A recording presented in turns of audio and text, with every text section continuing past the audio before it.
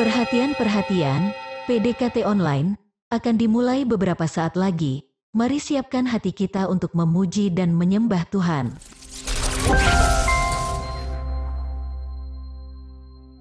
Shalom, Sobat DC Ministry yang dikasih Tuhan Yesus. Puji syukur pada Tuhan kita boleh kembali berjumpa dalam PDKT online hari ini dalam kondisi yang baik tanpa kekurangan suatu apapun.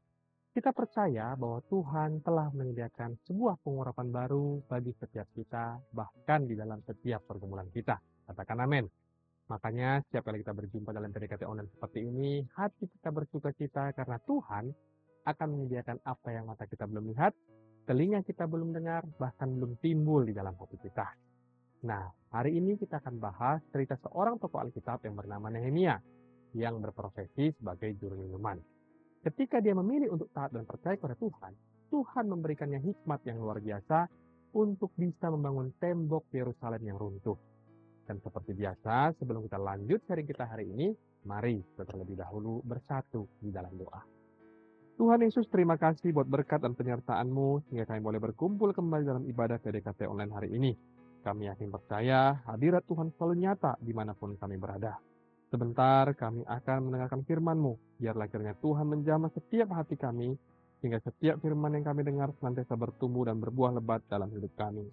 Demikian hamba di balik salib-Mu, di dalam nama Tuhan Yesus, mari kita yang percaya dan berdoa bersama kita katakan, Amin. Shalom, menyapa kembali Bapak Ibu, Saudara-saudariku, Sobat DC Ministry di mana berada. Sharing kita pada hari ini saya beri judul 3 hal yang dapat menghalangi langkah iman kita. Banyak mungkin dari antara kita yang setelah sekian lama menunggu, lalu kemudian merasa sepertinya kok janji Tuhan itu tidak kunjung-kunjung digenapi ya di dalam hidupku. Lalu merasa seolah-olah Tuhan gagal menggenapi janjinya di dalam hidup kita. Saudaraku, dengar baik. Itu terjadi tentu saja bukanlah karena Tuhan tidak mampu, melainkan kitanya lah yang seringkali tidak percaya. Atau kita beriman tetapi iman kita tidak ditindaklanjuti dengan perbuatan. Padahal firman Tuhan sendiri berkata dalam Yakobus 2 ayat 17 bahwa iman yang tidak disertai perbuatan adalah mati. Oleh sebab itu ketika kita beriman maka jangan berhenti hanya sampai pada beriman saja. Tetapi beranilah untuk melangkah dengan iman. Agar bisa berani, tentu kita perlu tahu terlebih dahulu hal apa saja yang biasanya dapat menghalangi langkah-langkah iman kita. Namun sebelum ke sana, mari kita buka dulu Alkitab kita dari kitab Nehemia pasal yang keempat, ayat 6-14. Sebagai informasi awal buat kita, Nehemia bukanlah seorang pendeta ataupun hamba Tuhan. Dia adalah seorang juru minuman raja yang terpanggil untuk membangun sesuatu. Karena Nehemia ini taat, lalu dia kembali pulang ke desanya untuk membangun Israel. Yang dibangun pada kala itu adalah tembok fisik secara harafiah, atau tempatnya tembok Yerusalem yang runtuh. Hari-hari ini tembok ini makna rohaninya bisa berbicara tentang kehidupan kita. Dengan profesinya yang selama ini sebagai juru minuman, Nehemia tentu bisa dikatakan mustahil untuk menangani proyek tersebut. Belum lagi di ayat-ayat kita baca kemudian nanti akan diceritakan kalau ada saja pihak-pihak oposisi yang juga menentangnya. Dari sini kita bisa menangkap bahwa dari dulu bahkan sejak zaman Adam dan Hawa yang namanya hidup itu tidaklah pernah mudah. Jadi janganlah kita mengeluh sekarang dan berkata hidupku kok susah ya, sebab dari zaman dulu firman Tuhan sudah berkata, dalam dunia kamu menderita penganiayaan, tetapi kabar baiknya Tuhan berkata begini, aku telah mengalahkan dunia. Tuhan kita adalah Allah terobosan. Allah kita tidak pernah berubah dari dulu, sekarang dan sampai selama-lamanya. Dia selalu menunjukkan kemuliaannya kepada setiap umat yang percaya. Sebab itu, mari bangun setiap kehidupan kita dengan urapan daripada Tuhan dan jangan bersandar kepada pengertian kita sendiri. Langsung kita baca ayat ke-6 dikatakan demikian. Tetapi kami terus membangun tembok sampai setengah tinggi dan sampai ujung-ujungnya bertemu karena seluruh bangsa bekerja dengan segenap hati. Ada kata kami atau kata majemuk di dalam ayat ini dimaksudkan untuk menunjukkan bahwa pada hari itu Nehemia mengerjakan proyek itu bersama-sama dengan orang yang punya kerinduan yang sama untuk membangun sesuatu. Sebab tidak semua orang Israel pada waktu itu rela membangun temboknya karena kebanyakan dari mereka sudah putus asa. Namun bagi mereka yang rela dan mau melangkah dengan iman, Tuhan kita itu menyertai.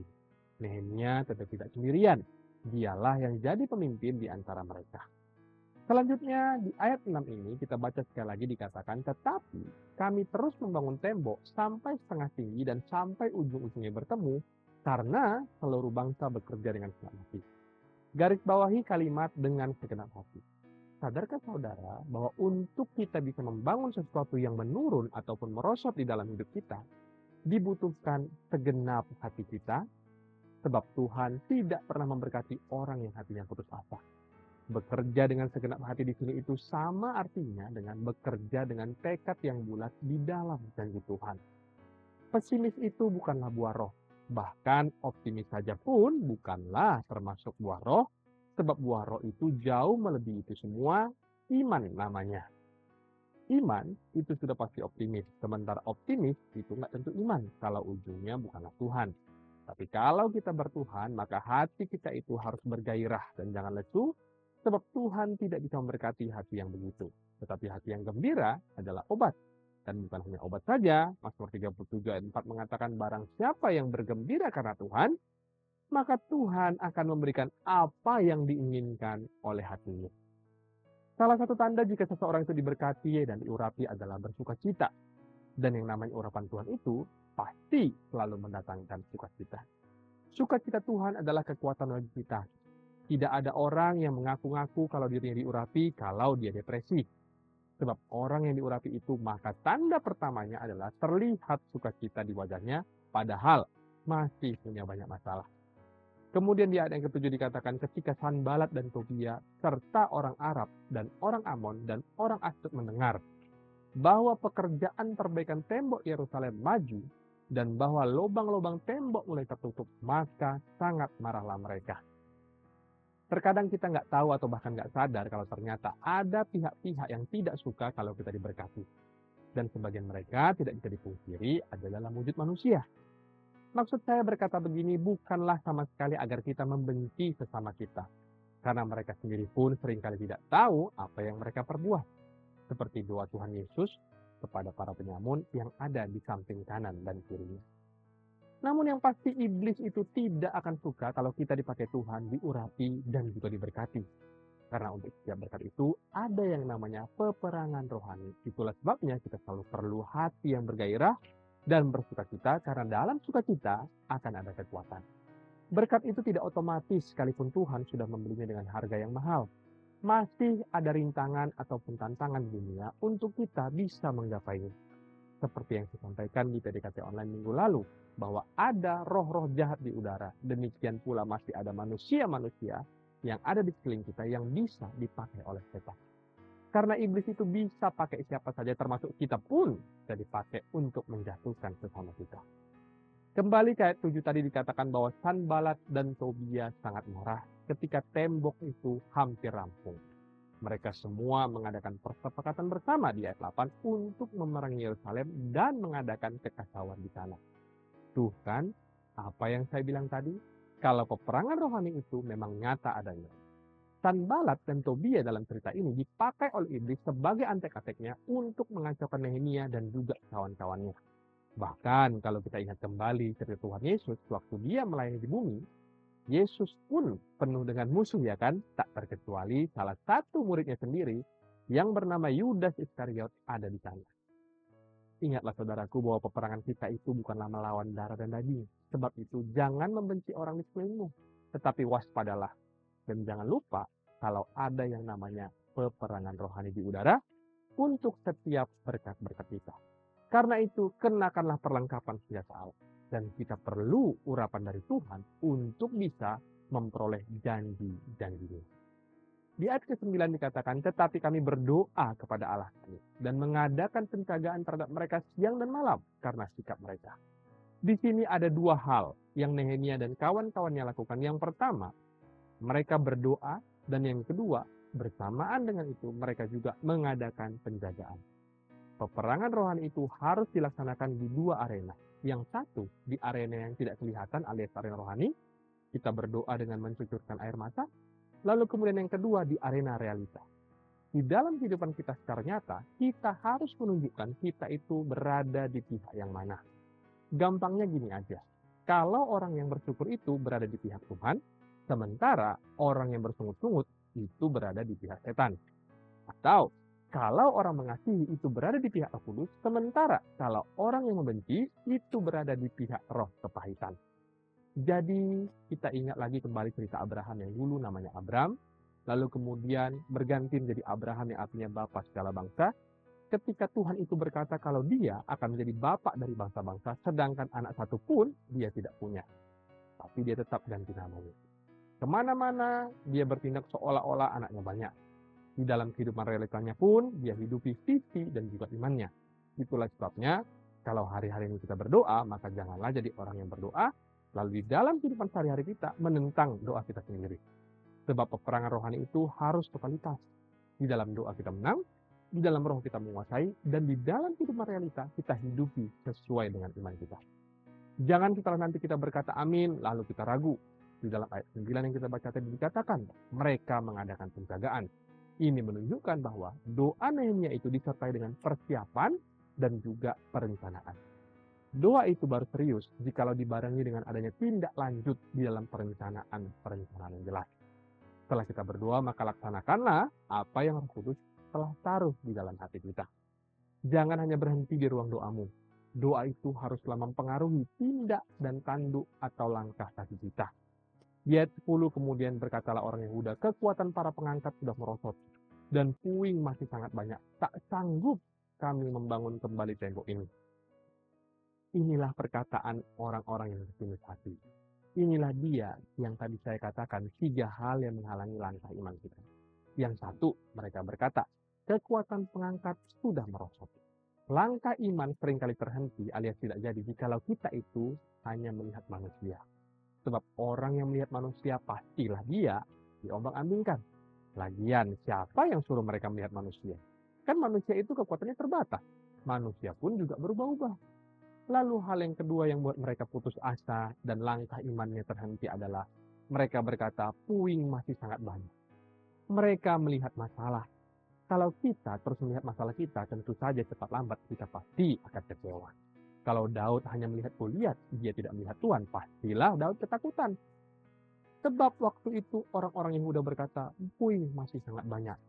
Ibaratkan kita kalau mau bersihin rumah yang sudah sangat kotor dan kelihatan kacau balau, lalu bingung harus menyapunya mulai dari mana. Tapi kalau kita sibuk melihat pada masalah kita, maka kita tidak akan mulai-mulai untuk percaya, boro-boro untuk melakukan. Lalu kemudian hal yang ketiga, mereka katakan, tak sanggup kami membangun tembok ini. Tetapi lawan-lawan kami berpikir, ya, sebab dikatakan mereka tidak akan tahu dan tidak akan melihat apa-apa sampai kita ada di antara mereka, membunuh mereka dan menghentikan pekerjaan itu. Hal ketiga, langkah iman terhenti ketika kita mulai melihat diri kita sendiri. Orang yang begini pasti mati sebelum mencoba, dimakan oleh intimidasi, dan setan berhasil di dalam segala perencanaan itu. Lalu kemudian di ayat 12 dikatakan ketika orang-orang Yahudi yang tinggal dekat mereka sudah 10 kali datang memperingatkan kami, mereka akan menyerang kita dari segala tempat tinggal mereka. Maka aku tempatkan rakyat menurut kaum keluarganya dengan pedang. Di ayat 13, tombak dan panah di bagian-bagian yang paling rendah dari tempat itu di belakang tembok, di tempat-tempat yang terbuka. Menurut saya, apa yang Nehemia lakukan di ayat 13 ini luar biasa. Nehemia mendapatkan hikmat dari Tuhan karena dia tidak lihat manusia, dia tidak lihat masalah, dan tidak mengandalkan dirinya sendiri, makanya hatinya bisa menerima pujian yang segar. Nehemia dikasih hikmat oleh Tuhan dari tempat yang maha tinggi. Dia tempatkan rakyat menurut kaum keluarganya. Jadi di saat mereka lagi bangun tembok, katakanlah, misalkan keluarga A dikasih tanggung jawab oleh Nehemia untuk mengerjakan tembok dari kilometer segini ke kilometer segitu. Dan di area mana mereka mengerjakan tembok itu, mereka dikasih rumah. Temboknya jadi, keluarga itu pun punya rumah. Jadi mereka bersama-sama dengan keluarganya yang tinggal di situ, harus bertanggung jawab untuk segera merampungkan tembok tersebut. Karena kalau temboknya tidak jadi, yang rugi kan siapa? Yang rugi pasti mereka. Mereka sendiri nantinya akan kecolongan. Menurut saya ini merupakan sebuah pemikiran yang brilian. Nehemia berhasil menciptakan sebuah sistem di zaman purbakala, di mana setiap keluarga itu punya rasa memiliki terhadap pekerjaan mereka. tembok jadi, keluarga itu pun punya rumah. Seperti dalam peribahasa Indonesia, sekali dayung, 2-3 pulau terlampaui. Padahal seperti yang kita tahu, Nehemia ini kan berprofesi sebagai juru minuman. Sudah pastilah dia tidak mengerti apa-apa tentang pemerintahan dan tata kota. Tetapi kalau Tuhan yang sudah turun tangan, talenta baru pun bermunculan. Bahkan talenta lama pun ikut juga ditambah-tambahkan. Sebab Tuhan kita itu terlebih besar. Jadi kalau hari ini kerja kita itu hanya melulu melihat pada diri kita sendiri dan berkata, aku yang cuma bisanya begini, maka nanti yang terjadi padamu pun hanya begitulah adanya. Tetapi orang-orang yang ikut Yesus dengan sungguh-sungguh akan selalu ada urapan yang baru. Katakan amin. Dan bukan hanya itu saja, di dalam ayat 13 yang tadi kita baca juga dikatakan, Nehemia membenahi bagian-bagian tembok yang paling rendah. Urapan yang dia peroleh dari Tuhan mengajari dia untuk menyelesaikan permasalahan pada titik-titik kelemahannya. Tuhan menunjukkan kepadanya bagaimana dia agar terlebih dahulu membereskan area-area mana yang menjadi titik lemahnya di dalam problemanya. Di titik mana atau bagian mana yang lemah, dia perlu untuk kuatkan secara rohani. Ini berkata, di area mana yang masih berlubang di dalam hidup kita, atau di mana musuh bisa masuk dari situ, kita benahi itu terlebih dahulu dan jadikan musim-musim seperti ini menjadi musim untuk evaluasi dengan kita tetap optimis dan penuh dengan sukacita serta tetap terbuka untuk perkara-perkara yang baru. Tuhan bisa berbicara kepada kita lewat firman secara langsung atau lewat mimpi dan penglihatan juga bisa. Tuhan juga bisa konfirmasi kita lewat teman kita atau bahkan tiba-tiba sebuah ide baru atau solusi itu muncul di tengah-tengah siang hari bolong. Tuhan akan memberi kepada kita strategi yang super brilian jika Roh Kudus itu tinggal di dalam kita.